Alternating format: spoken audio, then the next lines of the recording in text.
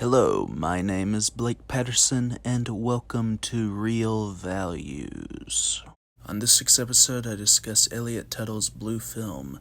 Until Blue Film, I cannot recall a previous film that made sunnily made home videos so unsettling. Given the disturbing subject matter of a sex worker, Kieran Moore's Aaron Eagle, even though his real name is Alex McConnell, unintentionally reuniting with a predatory teacher, Reed Birney's Hank Grant from his past for a night of anonymous sex, each inclusion of the home video footage turns what would seem innocent and nostalgic in memory into a creepy voyeuristic matter, as if Hank were the camera person. As a result, Tuttle builds his directorial debut with a palpable sense of dread about what will happen between Alex and Hank during their night together and what secrets will be revealed.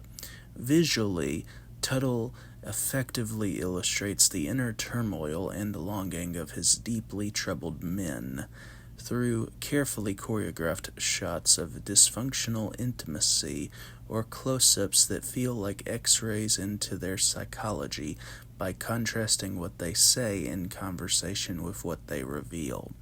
Part of Tuttle's achievement is his observant frankness about the conflict, which allows the characters to exist as they speak and behave by distinguishing the two actions and what they convey through their contradictions. Through Birney and Moore's emotionally nuanced performances, we eventually realize the full depth of these characters by recognizing when they are being honest or dishonest about themselves and their past. Beyond the obvious questions that people might expect from a film like this thematically, what Blue Film is ultimately about is Alex finding himself again after all that has happened by confronting the ugliness within himself and potentially transcending those obstacles, which is what his return to singing suggests at the conclusion.